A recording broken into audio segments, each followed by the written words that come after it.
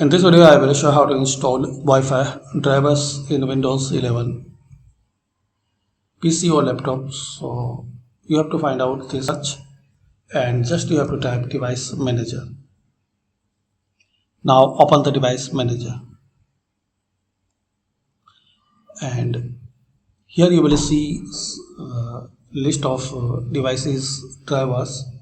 You need to expand network adapters.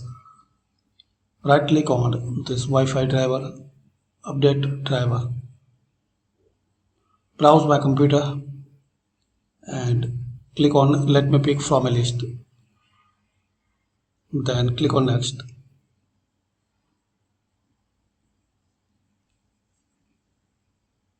Now exit and restart your laptop. Thanks for watching. Comment this video work for you.